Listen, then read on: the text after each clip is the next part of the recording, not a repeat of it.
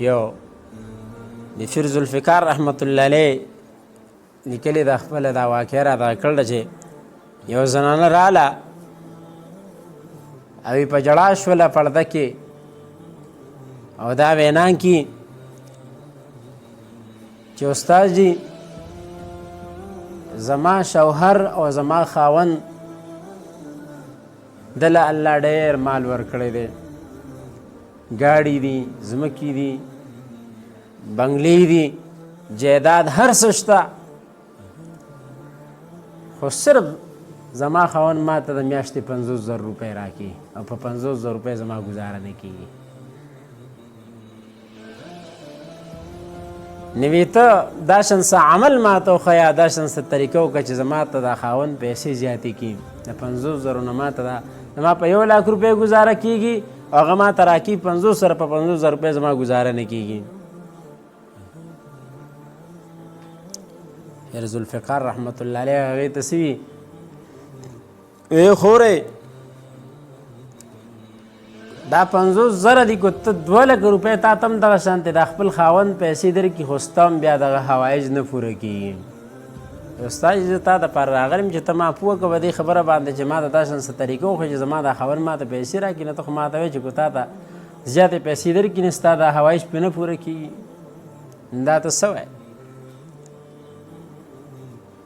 هغه ورته وي تر څو پورې تا ځان کې مطلب اتباع د سنتو نه ده راوستې ستا په مال کې برکت نشي راتللی. ای خورې ته بورکه واچوه، ته پرده وکړه او دا مال په دا شان طریقه باندې استعمال کا، ته ګوره چې ستا د مال کې برکت شته کو نشته. ما ورته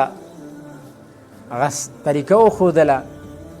چې یاره ته دا طریقه اختیار کړه او لاړ شه په دې باندې عمل وکړه. وی وخت پکې تېر وته وی ما ته ټلیفون باندې رابطه وکړه چې استاد جي ما باندې هغه 50,000 روپۍ اوس هم زیاتې دي چې کوم خاوند ما ته 50,000 روپۍ راکړي هغه هم په ما باندې زیاتې دي. نن زموږ دا خویندې میندې څومره خرافات کوي، د یوې جوړې په ځای باندې په ودونو کې 4 جوړې 5 جوړې 8 جوړې دا ولې اخلي د استعمال لپاره. هغه 3 جوړې دي د دې المارۍ به ډکې شي، صندوقونه به ډک شي، په ودونو کې به 4 5 جوړې والي. آیا تا د صحابیاتو زندگی کتلې ده چې هغې کوم لباس څنګه لباس اچولی دی او څومره لباس اختیار کړی دی. هغې د قرآن او حدیث د پیغمبر پاک صلی الله علیه وسلم په سنتو په دغه باندې عمل کړی چې هغه موږ ته کومه طریقه ښودله. کومه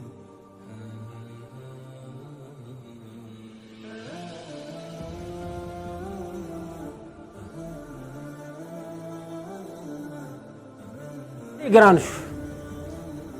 ودونه آسان دي خو ودونه موږ ځان ته ګران کړي چې اتباع د سنت نشته. چې واده کوې په واده کې به ته اول فرنیچر دا کښېنه دا د 3 لکو دا د 4 لکو روپو فرنیچر دی، بیا به د هغه غاړې ټیک ته مهر هم شرعي لحاظ سره ټیک دی خو تا ته وي چې 10 تولې وکړه او 20 تولې وکړه. نو دلته به هغه به څه کي هغه به ګرځي مسافري به کي بار به ګرځي نه هغه زندګي به عجز هغه څه کي په دې باندې تېره کړي چې راشي نکالې به دی کړي او هغه به زندګي والي. دا زموږ خرافات دي، د شریعت نه ناخبر یو، د اسلام نه ناخبر یو، کوئی خبر هم یو خو عمل پې نه کو. په معاشره کې به ما ته دا وي چې هلکه لور ورکوې ته ردي چې طاقت نه لرې. اسلام نه ګورو، شریعت نه ګورو، قرآن ته نه ګورو، پیغمبر صلی الله علیه وسلم طریقه مو نه ګورو چې دا واده په کومه طریقه پکار دی. دغه طریقه په دې کې څه ده؟ حضرت قاسم نانوتوي رحمت الله علیه پیغمبر پاک صلی الله علیه وسلم په سنتو باندې دومره متبع دی چې د پسې انګریزان یو پرې ولګېدل او دې رانیسو چې دې مطلب د انګریزانو خلاف دی، د پسې ورون جاري شو. حضرت قاسم نانوتوي رحمت الله علیه 3 ورځې د انګریزانو نه غایب شو او 3 ورځې پس بیا دې راغی خپل کلي ته. نه کلي علاقې خلک ورته وي استاد جي دا ته څه کوې تا پسې خو انګریزان ګرځي او ستا د مرګ هم خطره ده چې دا هسې نه چې ودې نیسي او هسې نه چې مړ دې کړي. هغه ورته وی نه زما د رسول الله صلی الله علیه وسلم کومه طریقه چې هغه دا ده چې کافران ورپسې ولګېدل 3 ورځې غار سور کې هغه تېرې کړي د هغې نه پس بهر راوتی دی هغه طریقه ما اختیار کړې ده او د دې نفس کو ما ونیسي او مړ مې کې نه مرګ مې منظور دی هر یو څیز مې منظور دی خو زه هغه طریقه باندې ما عمل وکړو زه راووتم. او دغه شان مولانا حسین احمد مدني رحمت الله علیه هغه به چې د شپې ودرېدو 2 رکاته نفلو کې به هغه څه کول تلاوت به یې کو نو 1 رکات کې بل رکات کې به دا یو کې به 2 رکات 2 رکاتو کې به مطلب 1 رکات کې به 2 سپارې وي بل کې به 4 رکات 2 رکاتو کې به مطلب 4 سپارې ویللې نو دغه حالات دا شانتي وو چې تا به وایي چې د دغه نه مطلب دا چې کومه کټوۍ باندې هغه خوټ کېږي د هغې نه اواز راځي نو ده به دا شانتې مطلب لکه تلاوت سره دغه سره به دا شان جړا او دا شان دغه راتلل چې څنګه د کټوۍ چې څه باندې کې هغه خوټ کېږي نه دا طریقه د چا وه دا د رسول الله صلی الله علیه وسلم طریقه وه هغې به چې مانځه ته ودرېد دقې کیفیت دی مونږ مانځه ته ودرېږو خو میږی راغی که نه نه 3 پیرې خو له دا شانتې کړو چې کوم مچۍ راغله بیا خو ورسره دا 2 خپې مو اوچتې کړو لاس ورسره مو اوچت کړو جاله هلاکو مار راغی یا لړم راغی نو ټیک ته خپله طریقه ښودله خو دا دروازه نه دا به مو اختیار کړي په دیوال به مو دانګلي هلته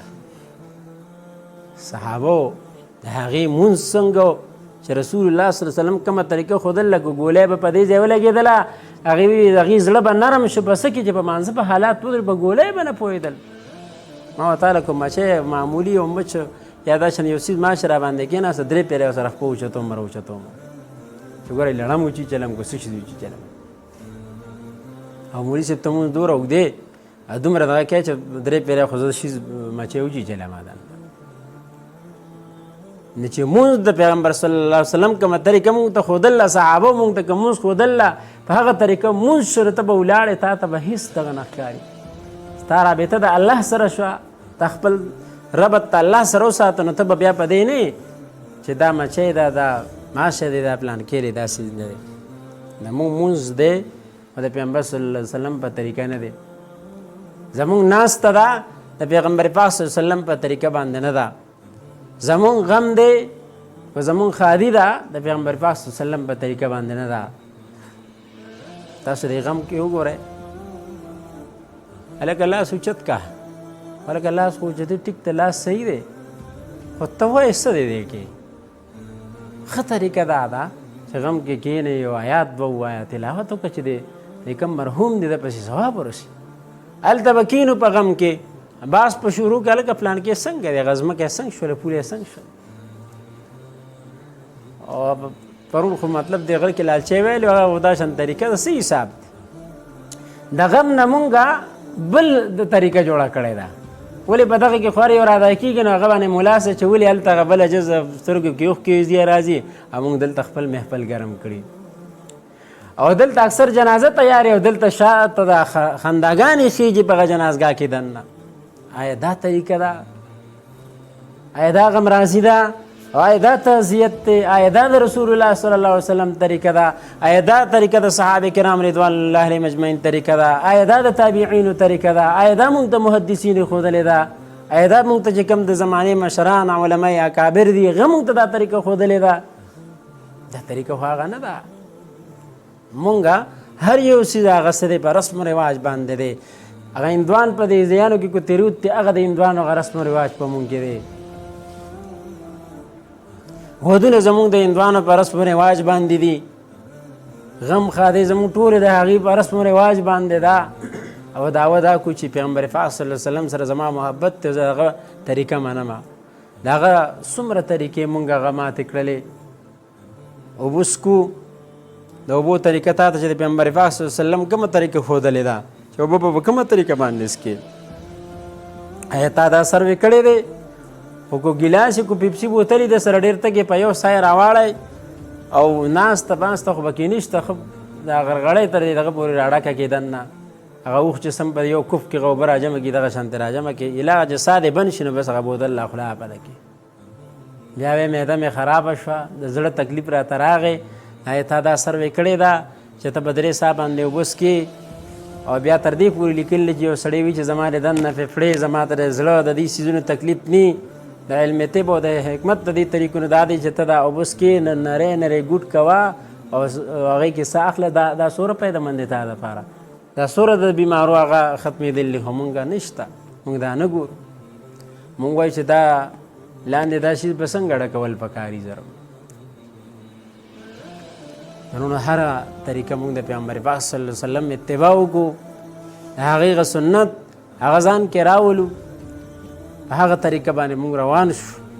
کومې خویندې میندې دي چې هغې ته هم دا سنت او هغې زنانو ته خو هم د دې څیز پته نشته چې دا مونځ کومه په دې کې پیغمبر پاک صلی الله علیه وسلم طریقه څه ده قیام رکوع سجده دا به په کوم حالات باندې کوم دا څنګه پکار ده هغه کارغه چې څنګه ټونګه لګي دغه ټونګي دي دا به دلته 2 رکعاته نه کړی هغې وي ما خو پکې 6 رکعاته نفل هم وکړو او 15 منټه مې پکې دعا هم وغوښته تعالی 2 رکعاته نه پاره د دغې خور نه مونږ چې ته تپوس کړی کور کې د خپلې خور مور نه چې دا څه کوه ما لا 2 رکعاته نه دي کړی تا پکې بیا دا چل کړی دا ولې هغې ته دا پته نشته چې قیام په کوم حالات باندې دی دا به څنګه کومه رکوع به څنګه کومه سجده څنګه پکار ده او جلسه څنګه پکار ده دې کې پیغمبر پاک صلی الله علیه وسلم څه طریقه ده احادیثونه کومه طریقه ثابت ده صحابو کومه طریقه ده د صحابیاتو دې کې کومه طریقه ده د هغې ته پته نشته ما نفس نفیس صرف زموږ وینا ده چې موږ چلیږو نو دا او خاص کر زمونږ ځوانان په دې ځای کې خدا شانتې دي چې کله د جمعې مونځ وشي نو هغې ځانان خدا سنت هغې وي سنت پکې چا راوستي تا نن سنت پرېښودو بیا به سبا واجب پرېږدې بیا به بله ورځ فرضو ته ورو لاره راکنه چې فرض پکې هم نشته نو د جمعې مونځ وشي جومات په خالي شي دې وي چې مونږ په دې باندې عمل کو کور کو نو دی خو چې لړ شي نه په دیرو کې ناستې بیټکونو کې ناستې هغه سنت پرېږدي نو دا سنت په سپک نه ګڼئ صحابو د پیغمبر پاک صلی الله علیه وسلم په لږ یو وړه وړه خبره باندې هغه عمل کړی د هغې عملي کړې ده ورته وایي چې دا خو سنت دي په دې باندې څه کوي بعضې خلک په ګیرو باندې استهزاګانې کوي په ګیرو کې ډیزاینونه جوړي په سر کې ډیزاینونه جوړي نه ته سر ویښته خو هسې پرېږدې خو دا وګوره که د عربۍ په کتاب نه پوهېږې پښتو کتاب راواله په پښتو نه پوهېږې اردو راواله او په هغې کې د پیغمبر پاک صلی الله علیه وسلم د ویښتو د دې باره کې د جامو باره کې مطالعه وکړه سټډي وکړه چې د پیغمبر پاک صلی الله علیه وسلم ویښته څنګه ونه پرېږده ویښته به دې هم پرېښي او ثواب به ته هم میلاوېږي طریقه به هم د رسول الله صلی الله علیه وسلم ژوندی کې دغه ولې نه کوې دا ټولې طریقې زموږ خلاف سنت دي الله تعالی دې مونږ تاسو ته د پیغمبر پاک صلی الله علیه وسلم په طریقه او د صحابه کرام رضوان الله علیهم اجمعین د هغې په طریقو باندې تابعینو په دغه طریقو په هغې په نقش قدم دی الله تعالی مونږ روان کړي زموږ جامع لباس ناسته دا ټول د پیغمبر پاک صلی الله علیه وسلم په طریقه باندې چې هغه مونږ اختیار کړو اوس مونږ ټول ناست خدا پته مونږ ته نشته رسول الله صلی الله علیه وسلم څنګه ګرځېدل کړي په لاره روان یو نو کله یا دا شانته روان وي چې خلک وایي چې بالفرض دا خو سم دغه روان دی سره د ګیرو سره منډې وخونه خلک وایي چې دا سړی لیونی شوی دی کور کې څه چلو شو تا ته یې ښودل لکه تا باندې غم هم راغی استقامت صبر ځان کې راوله تا ته به خلک ګوري چې دا څنګه روان دی طریقه تا ته نه معلوم چې پیغمبر پاک صلی الله علیه وسلم څنګه ګرځېدل کړي څنګه یې ناسته کړه دا تمامې طریقې به راځي هغې سره چې ته یې زده کې او بیا عملي کې نه دا به تا سره راځي نه تاسو ته دا آیات ما وایي چې قل ان کنتم تحبون الله فاتبعوني یحببکم الله ویغفر لکم ذنوبکم الله غفور رحیم ورته وایي چې زه د الله سره محبت اختیار کړم نه دا هغه محبت سره چې د پیغمبر پاک صلی الله علیه وسلم د هغه په اثارو د هغه په طریقو د هغه په هغه نقش قدم باندې ته روان شي او د هغه څومره سنن دي دا ته را ژوندي کې نه تا د الله د حبیب صلی الله علیه وسلم سره محبت دا د الله سره محبت دی انشاءالله دا شن به کو که نه هغه طریقې هغه به را ژوندي کو او حتی کې چې کوم واړه دي چې د هغې د شورونه لباس اختیار کړو چې پیغمبر پاک صلی الله علیه وسلم کوم لباس اختیار کړی سپین لباس دی اوس په تینې په دې جنازو کې اکثر دا شانتې خلک چې تورې جامې چې ولي او ویښته هم پرېښي نو ته به چې یاره جنازې ته دا ښځه ولې راغلې ده نو وروره لباس خو تور اچوه دغه نه دی خو تا داسن کیفیت اختیار کړی دی چې هغه لکه د ښځو په شان درې ځان جوړ کړی دی د الله حبیب صلی الله علیه وسلم خو په داسن سړي باندې لعنت دی ګړلی لعن الله المخنثین من الرجال والنساء هغه سړي باندې څه دی د الله لعنت دی چې کوم د زنانو طریقې اختیار کړي او هغه سړي باندې د الله لعنت دی چې کوم د ښځو طریقې اختیار کړي اوس دا تنګې جامې تنګ لباس دا مونږ څه کو سړي راولګېد زنانه هغه لباس اختیار کو او زنانه راولګېدلې هغه د چا لباس اختیار کو د سړو لباس اختیار کو بوټانې چې ولي د سړو ته به دا معلومولې نه شي خو ښکلې دې ځای ته به داسې چې ولي ته به چې دا سړی روان دی که څنګه او اوس دا غټ ویښتنې دیم دې ځای لره ورسول نه ته به دا وایې نه ته به چې سړی روان دی او ټوپۍ به کومه چته را ټوپۍ چې ونیولې ته به چې دا سړی روان دی ډېر به کې داسې نه خطا شوي چې سلام پې وکړي وایي چې بس چې دغه روان دی نو دا ولې خویندو کې هغه طریقه نشته چې کوم پیغمبر پاک صلی الله علیه وسلم ښودلې ده او وروڼو کې هم هغه طریقه نشته چې کوم پیغمبر پاک صلی الله علیه وسلم کومه طریقه موږ ته ښودلې د لباس د ګرځېدو د ناستې پاستې کومه طریقه موږ ته ښودلې هغه نشته الله تعالی دې دا طریقې مونږ تاسو ټولو کې او کوم وروڼه دي اوري د اواز ټولو کې دی الله تعالی دا طریقې دا راولي او د هغه په نقش قدم د الله تعالی موږ روان کړي واخر دعوانا الحمد لله رب العالمین